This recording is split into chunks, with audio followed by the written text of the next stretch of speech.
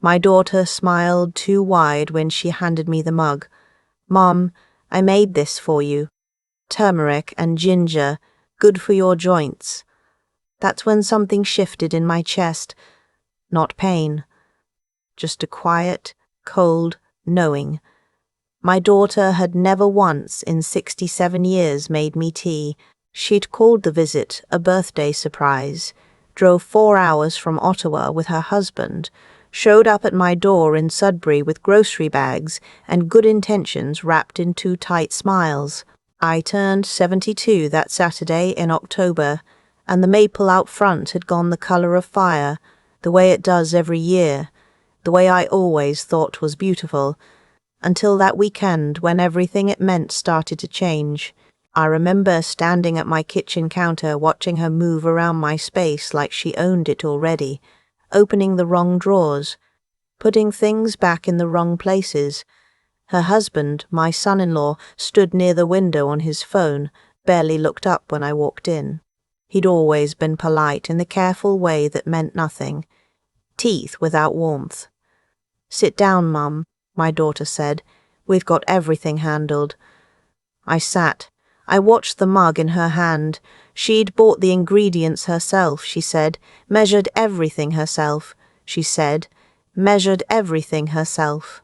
Her husband glanced over once when she said it, and they shared something so brief it was barely a look at all, just a flicker, a half-second of something passing between them that they forgot I could still see perfectly well. I took the mug from her. I thanked her, and when she turned back to the stove, I set it on the counter near the sink and did not touch it again. She didn't notice, or she pretended not to. 20 minutes later, my grandson came through the back door stomping snow off his boots. He'd walked over from his apartment 2 streets away, the way he does every Saturday when he's in town. He's 20, studying at Laurentian. Still has that habit of coming by without calling first. He grabbed an apple from the bowl and stopped when he saw the mug sitting there. "You not drinking that, Gran?" "Got cold," I said. He shrugged and bit into the apple. My daughter turned around and smiled at both of us, and the smile didn't reach her eyes. That night, after they'd gone to the hotel downtown, too tired to drive back, they'd said, though I noticed my son-in-law had already booked the room before they arrived. I sat in my kitchen with the lights low and the radio on, the CBC late program, mostly static and distant voices. I kept thinking about that look, that half-second between them. I've been reading people my whole life. 40 years as a school administrator will do that. You learn to see the small things, the pauses that last a beat too long, the words chosen too carefully. I got up and opened my filing cabinet. My husband Terence had been organized to a fault, bless him. Every document, every receipt, every letter from every institution we'd ever dealt with was in there, labeled, dated, alphabetical. He'd been gone 3 years, and I kept the system the same because dismantling it felt like dismantling him. But I hadn't looked closely at everything since he passed. There'd been so much grief, so much paperwork at first, and then a long, quiet stretch where I just wanted to get through each day. I pulled out the folder marked Legal, Household. Terence's will was on top, then mine, then the house deed. Then, behind a divider I didn't remember making, a document I didn't remember signing, I read the top line twice, then a third time. Enduring power of attorney, property and financial matters. My name was there. My signature was at the bottom, dated 14 months earlier, and beside mine, my daughter's name as designated attorney. I sat down slowly. I remembered that visit. The spring before last, she'd come with a folder and a story about the provincial government and updating estate documents. Something about a new regulation for seniors. I'd been tired that week. My hip had been giving me trouble, and I remember feeling a little foggy. She said the lawyer had already reviewed everything. She said it was routine. She said Terence would have wanted everything in order.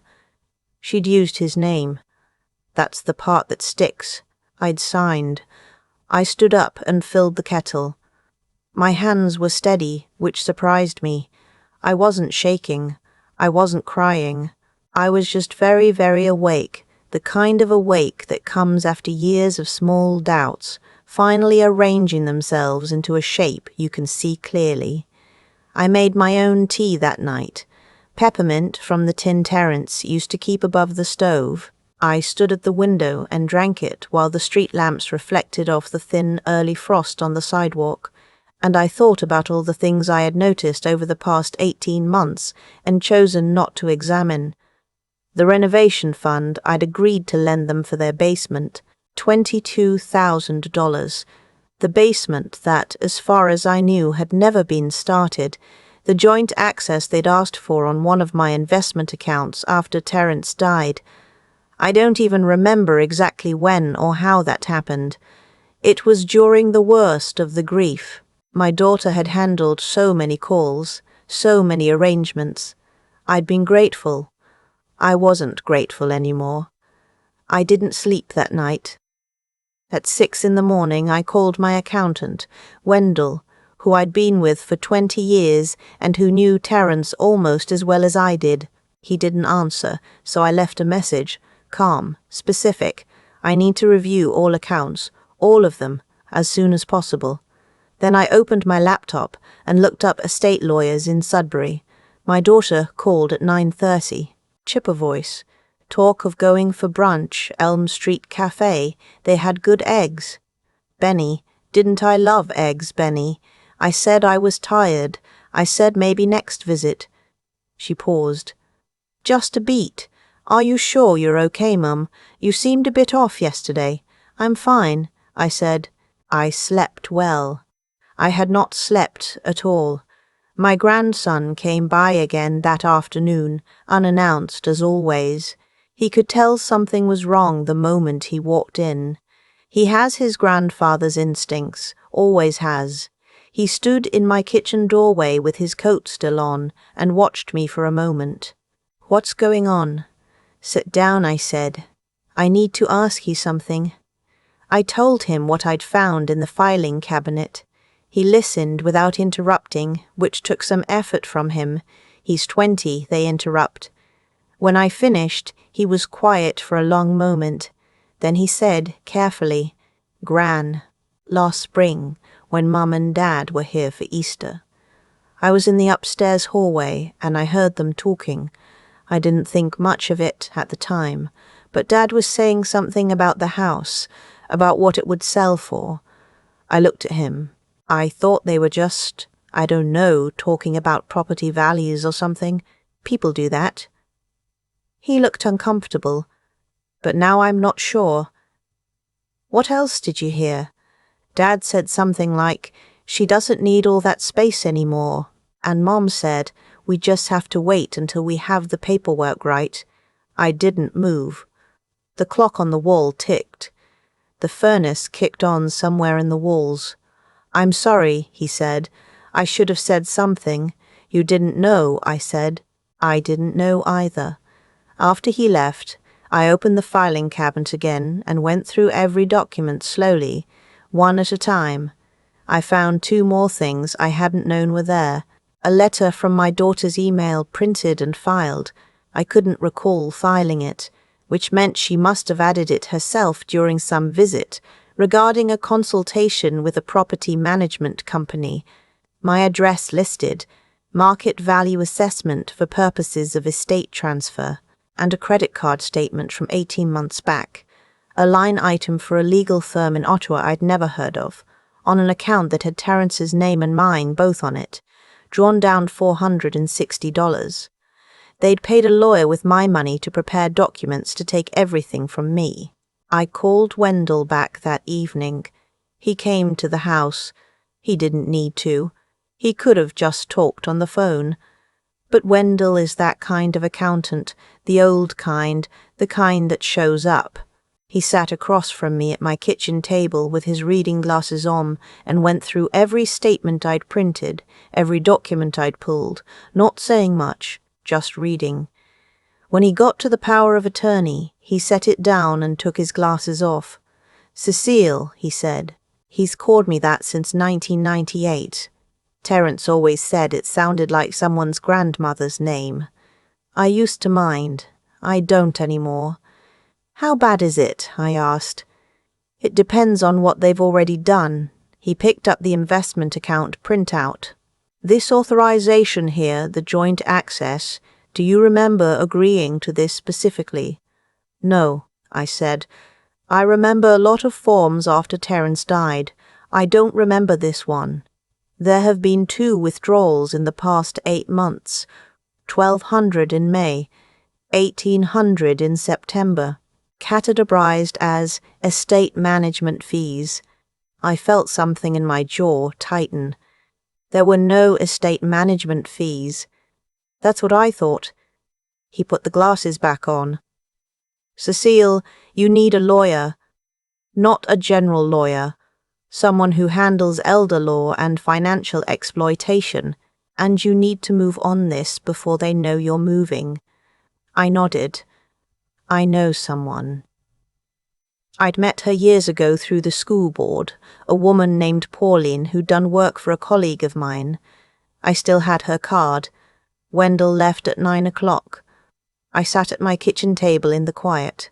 Outside, the October wind had picked up, and the maple out front was letting go its last leaves, sending them rattling against the window. Terence used to rake them on Sunday mornings, cursing cheerfully about the volume of them, while I watched from the kitchen window with coffee. I thought about that now. I thought about how a house holds so many layers of a life, and how certain people can look at those layers and see only the assessed value on a municipal tax form. I was done being looked at that way. I called Pauline the next morning. She remembered me. She had space on Thursday afternoon and told me to bring everything. I brought everything. Her office was in a building off Paris Street, 2nd floor, no frills, family photos on the wall. She read through the documents while I sat across from her, and she didn't rush. When she finished, she set her pen down and looked at me the way people look at you when they're about to say something real. "The enduring power of attorney is active and appears to have been properly witnessed," she said. "However, it only becomes operative under specific conditions. If you have full mental capacity, which clearly you do, it has no legal force yet. She cannot use it unless you are assessed as incapable." "They've been telling people I'm confused," I said. I'd found this out from my neighbor Helen, who told me with great hesitation and obvious guilt that my daughter had called her 2 months ago, asking casual as anything whether I seemed forgetful lately, whether I'd left the stove on, whether I went out at odd hours. Pauline looked at me steadily. "That's not unusual in these situations. They may be building a narrative. Can I revoke this document? You can revoke it today. We'll draft the revocation now, and I'll file it. We'll also want to remove the joint access from your investment account immediately, and I'd recommend we establish a representation agreement with someone you actually trust as a safeguard going forward." "My grandson," I said. I didn't hesitate. She looked up. "He's 20. He's the only person who told me the truth," I said. "That's not nothing. We spent 2 hours in that office." She read every word out loud and then let me read it again myself. "When I signed slowly and clearly, because I wanted the record to reflect exactly who I was on that afternoon, a 72-year-old woman in full possession of herself. On the way home, I stopped at the TD branch on Elgin Street. I asked to speak to the branch manager. I told her I needed to review all active authorizations on my accounts and remove the joint access that had been added approximately 2 years ago. She was professional and efficient, and when she pulled up my file and saw the authorization, she looked up at me once, carefully. "Is everything all right, Mrs.? Everything is being handled," I said. "What I need is for this authorization to be removed today, and I want written confirmation." She gave it to me. When I got home, I sat at my kitchen table and opened my household ledger.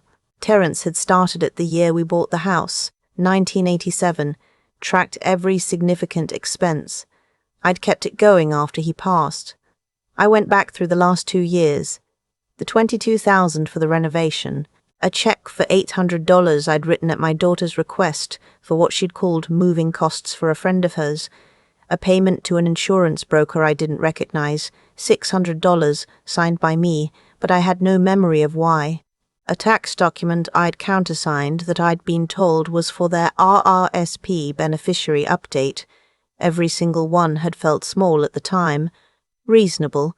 A daughter asking her mother for help, the way daughters do.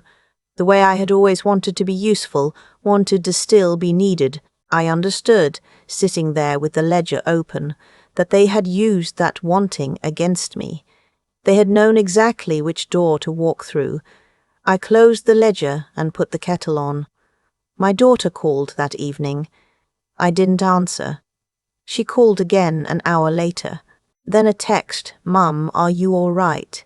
We're worried. Call us when you can." My son-in-law called at 9:15. I watched his name on the screen until it stopped. The next morning, my grandson came by for coffee. I showed him the revocation documents, the bank confirmation, the notes from Pauline's office. He read everything carefully and sat back and let out a long breath. "They're going to find out," he said. "Yes," I said. "I know. What are you going to do when they do?" I poured us both more coffee. "I'm going to be ready." They found out on a Tuesday. My son-in-law called in the afternoon, voice controlled, but with something underneath it, a pressure he was working hard to keep from his words. "Your bank called. Regarding the account authorization." "Yes," I said. "Cecile. He almost never used my name. We're concerned. Removing us from oversight of your accounts isn't a good idea right now. What if something happens? What if you need? I have a lawyer, a financial advisor, and my grandson," I said.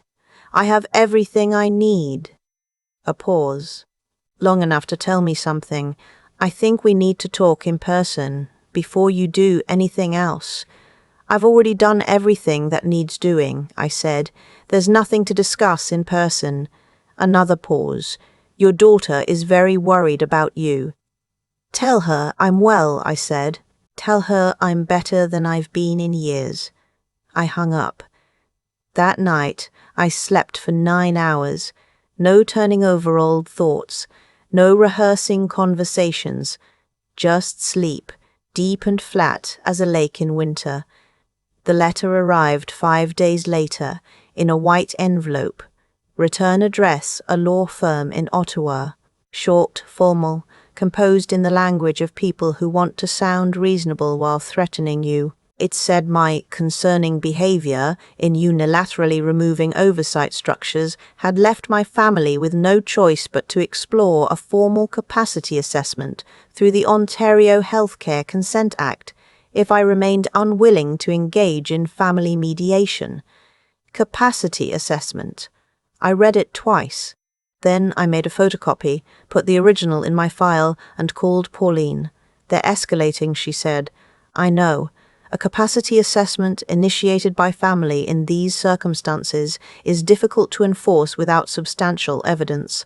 You have no documented history of cognitive decline. Your GP will confirm that, and the revocation of a power of attorney is itself considered evidence of capacity, not confusion." "What do I do with the letter?" "You do nothing," she said. I respond. "And then we consider whether it's time to make a formal record with the police." I said yes to the police. The officer at the Sudbury detachment was a woman my grandson's age, thorough, no nonsense. She took the documents, the bank records, the letter from the law firm, and the timeline I'd written out with Wendell. She typed steadily while I talked. When I finished, she looked up. "Have you had any contact with your daughter since removing the account authorization?" "She hasn't called me directly. Only her husband has." And you believe the funds withdrawn from the joint investment account were not authorized by you? I did not authorize them. I don't believe I signed anything authorizing them. My accountant has prepared a statement. She took the statement. We'll open this as a file under financial exploitation of a vulnerable adult. That doesn't mean charges yet, but it creates a record. That's what I want, I said. A record. Walking out of that building, the November air hit my face and I stopped on the front steps for a moment. The sky was white and heavy, the way it gets in Sudbury before the first real snow. I could smell it coming. I stood there and breathed it in, all of it, the cold and the metal grey sky, and the particular kind of quiet that falls over a city before winter settles in for good. I didn't feel afraid. I felt the way you feel after a very long drive when you finally pull into your own driveway, and you turn the engine off, and you just sit there for a minute knowing you are exactly where you are supposed to be. At home, my grandson was waiting on the front step. I'd given him a key the week before, Terence's key, the original. He stood up when he saw me coming. How'd it go? It went, I said, unlocking the door. We went inside, and I made soup from the pot I'd started that morning. Cream of potato and leek, the one I'd been making since before his mother was born. We sat at the kitchen table and ate without saying much. The radio was on, hockey game, the kind of noise that fills a house in winter without demanding anything from you. After he finished, he set down his spoon and looked at me. Gran, I need to tell you something. Tell me. He hesitated. Last week, after you told me what you'd found, I was at Mum and Dad's place, picking up some of my stuff I'd left there over the summer. They weren't home, and I know I shouldn't have, but I looked at the desk in Dad's office. He leaves things out. He's always been careless about that. He pulled out his phone and showed me a photograph, a printout of an email chain. The last message from his father to someone named Diane at a seniors housing organization in Ontario, dated 3 weeks earlier. The subject line said, Inquiry Wren, Independent Living Transition Options for Aging Parent. I read it. It was polite, informational, asking about timelines, asking what documentation was required to initiate a transition on behalf of a family member who might resist. I set the phone down.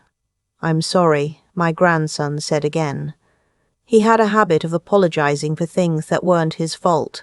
I'd noticed that about him since he was small. I'd always thought it was a sensitivity. Looking at him now across the table in the kitchen where he'd eaten hundreds of meals since he was 3 years old, I thought it might also have been something he'd learned at home. Don't be sorry, I said. You've done everything right, every single thing. He nodded. His eyes were wet just barely. He didn't let it go further than that. I leaned across the table and put my hand over his. I'm not going anywhere, I said. Not to any facility, not out of this house, not out of my own life. Do you understand me? He nodded again. Good, I said. Now finish your soup. He laughed short and relieved, and we sat there together in the warm kitchen while outside the first real snow of the season began, slowly and completely, the way it always does in northern Ontario, until the whole street was white and the maple tree out front stood bare and still in it, like something that had been through worse and was still standing.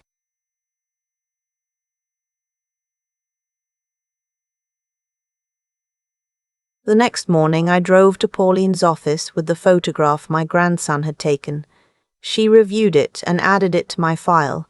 By the end of that week, she had sent a formal letter to my daughter's legal counsel, informing them that any attempt to initiate proceedings related to my capacity or living arrangements would be met with a counter-complaint of financial exploitation, elder coercion, and fraudulent misappropriation of funds. She CC'd the Sudbury police file number. We did not hear back from the Ottawa law firm. In January, Pauline helped me establish a trust. The house, my registered accounts, the investment holdings, everything Terence and I had built over 40 years of working and saving went into it. I designated my grandson as sole beneficiary. I designated a professional trustee through Pauline's firm to co-manage until he turned 25. The terms were airtight, she said. Reviewed by a second lawyer, filed provincially. I also went to my bank and opened a new account in my name alone, transferred the funds I needed for day-to-day living, and closed the old one. The account manager was a young man named Theo who called me ma'am and moved efficiently through the forms without making me feel old. When we were done, he extended his hand. I shook it. "Thank you," I said. "Of course," he said. "Take care of yourself." I intended to. My daughter called in February, 7 months after the birthday visit, 4 months after the letter from her law firm that had come to nothing. Her voice was quieter than usual, something worked out of it, the efficiency that I'd always read as confidence, but now understood differently. "Mum," she said, "I think we should talk." I let her talk. She said she was sorry for how things had gone. She said they'd been worried about me, genuinely, that she hoped I understood that. She said she'd never wanted to hurt me. She said what they'd done with the accounts was just practical, just precautionary. I listened to all of it without interrupting. When she finished, I said, "I believe that you believe that." A pause. "But believing something doesn't make it true," I said. "And I need you to understand that I know exactly what happened, and I know exactly what you intended, and I have documented all of it. I'm not angry, I want you to know that. I'm not angry at all anymore. But I am done. Mom, the trust is in place. Your name is not on any document related to my finances or my care. That will not change." I kept my voice even because I meant what I'd said. I wasn't angry. The anger had burned off somewhere in those long nights at the kitchen table. What was left was just clarity, the particular cold clarity of someone who finally sees the thing they were never supposed to see. "I hope you and your husband make good decisions with your own lives," I said. "I'll always love you because you're my daughter, and that doesn't go away, but I won't be managed. Not by you, not by anyone." That's all I wanted to say. I hung up. I sat for a moment in the chair by the window. Outside, February in Sudbury was doing what it does, snow-banked high against the fence. The sky, the pale, flat grey it holds for months, a cold so permanent it stops being weather and becomes landscape. I watched a chickadee land on the feeder I'd put up the week before, Terence's old feeder, red paint chipped now, swinging a little in the wind. The chickadee didn't seem to mind. My grandson came over that Sunday with his sketchbook and 2 coffees from the place on Notre Dame. He sat at the kitchen table drawing while I read. We didn't need to talk about any of it. We already knew. At some point he turned the sketchbook around to show me a page. A house, drawn small and detailed in the middle of the paper. An old maple tree in front, bare branches spread wide. A woman in the window, small, watching out. "Is that this house?" I asked. "It's yours," he said. "It stays yours." I looked at it for a long time. Then I asked him if he wanted more coffee, and he said yes, and I got up and made it, and we stayed there together in the kitchen while the wind moved through the maple outside and the chickadee came back to the feeder. And the afternoon light shifted slowly across the floor the way it does in winter when it has somewhere else to be, but not yet, not quite yet. The hardest part wasn't discovering what they'd done. It was sitting at my kitchen table at 2 in the morning, holding documents that proved my own daughter had used her father's name to get what she wanted.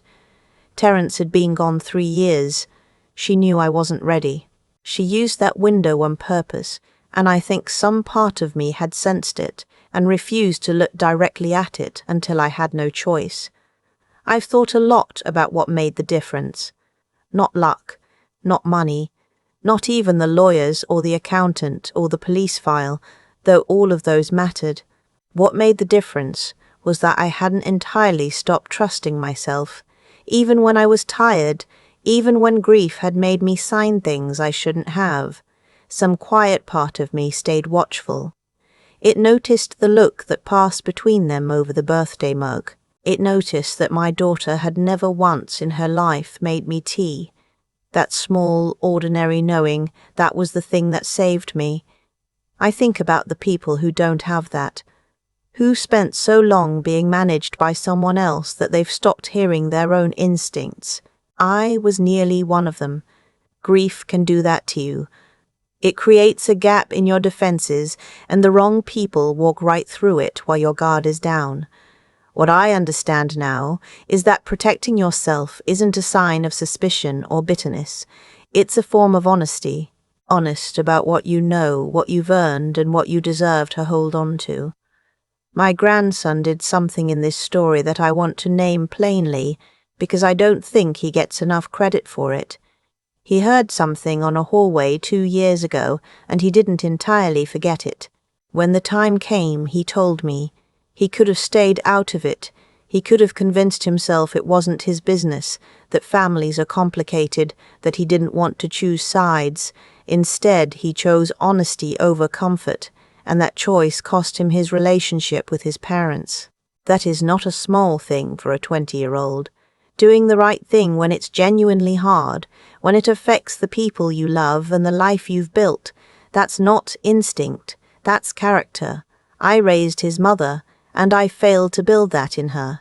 Somehow it skipped a generation and landed exactly where it was needed. I'm not angry at my daughter. I meant that when I said it to her on the phone. What I feel is something more like grief. The same grief I felt when Terence died. That specific loss of a version of someone you believed in.